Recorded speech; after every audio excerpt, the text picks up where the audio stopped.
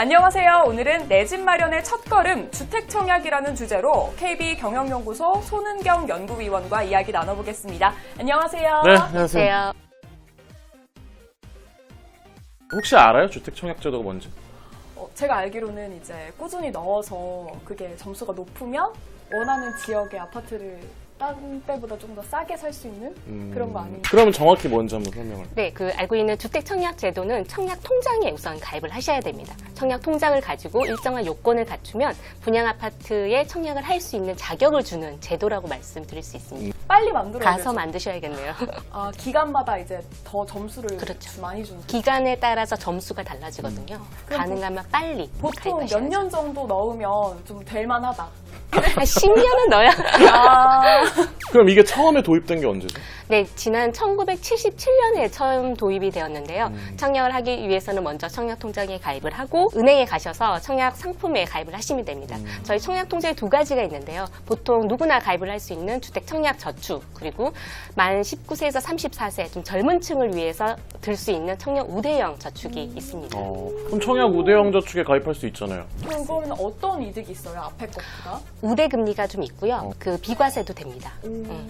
지금 청약통장에 가입돼 있고 네. 주택이 없는 사람들은 누구나 청약을 할 수 있는 네, 거예요? 맞습니다. 그렇구나. 하지만 지금 서울 같은 경우는 워낙 분양시장에 대한 관심이 높잖아요. 네. 그래서 모든 사람이 통장을 갖고 있다고 해서 주택에 당첨이 되는 것은 아닙니다. 다주택자들도 모두 청약시장에 뛰어들게 되고 결국에는 무주택자들에게 상대적으로 기회를 박탈할 수밖에 없기 때문인데요.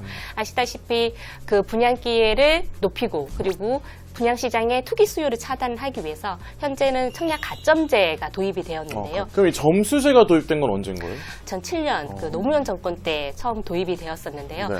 당시 이제 무주택자에게 좀 더 청약 기회를 높이기 위해서 가점제가 이제 도입이 되었습니다. 네, 그럼 이 청약 가점제에 대해서 조금 더 자세한 설명이 궁금합니다. 유의해야 될 점이나 이런 것들 있으면 말씀해 주세요. 네, 청약에 앞서서 지역별로 청약 자격의 요건이라든지 본인의 청약 가점을 알아두는 것이 매우 중요한데요. 2년 동안에 약 140여 차례 그 부적격자가 나타났고요. 이에 따라서 그 정부 입장에서도 이를 이제 좀 개편하기 위해서 많은 그 시도를 하였는데요.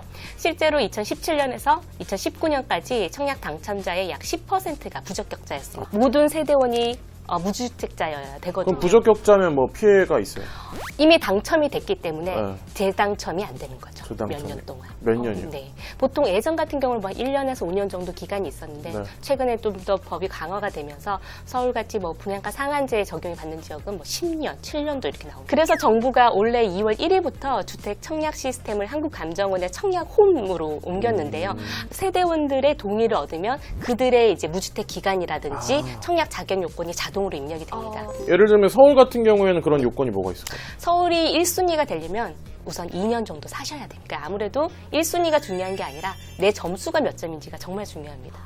그래서 박원갑 의원님이 아주 명언을 남겼어요. 가장으로서 의무를 다하지 못한 자가 당첨된다고. 왜냐면 나이가 되게 많아야 되거든요, 결국은. 맞아요. 좀 듣다 보니까 이렇게 청약 점수가 진짜 중요한데 그럼 이 청약 점수를 알 수 있는 몇 점인지 알 수 있는 그런 방법들이 있을까요? 네, 청약통장의 가입자의 대부분이 1순위다 보니까 사실상 1순위는 큰 의미가 없습니다. 말씀드렸다시피 청약제의 가점이 바로 최대 변수로 들 수 있겠는데요. 청약 가점은 무주택 기간, 그리고 부양 가족수, 청약 통장의 가입 기간을 기준으로 최고 84점이 가장 높은 점수가 되겠습니다. 점수가 높은 순서대로 당첨이 되는 건데요. 만약에 그 무주택 기간이 1년 단위로 2점씩 부과가 되고요. 부양 가족수는 인당 5점. 그리고 청약 통장 가입 기간은 1에서 17점까지. 그 무주택 기간 산정은 언제부터 지금까지? 보통 만 30세 이후입니다. 만 30세? 그런데 만약에 제가 20대에 결혼했으면 그때부터 산정이 결혼하면? 됩니다. 네. 서울 같은 경우는 평균 지금 52점인데요. 52점? 굉장히 높죠. 네. 특히나 강남 상구 같은 경우는 63점은 돼야 안정권이 됩니다. 오늘 주택 청약에 대해서 좀 알아봤는데 마지막으로 또 한 말씀 좀 부탁드릴게요. 네, 요즘 서울 주택 가격이 워낙 오르다 보니까 무주택자뿐만 아니라 일반 분들도 많이 고심이 많습니다. 네. 하지만 오랫동안 청약 통장을 가지고 계신 분들이 청약 시장에 대한 관심이 높다 보니까 본인의 청약 가점을 잘 확인해 보시고 꼭 당첨되시기 바랍니다. 네.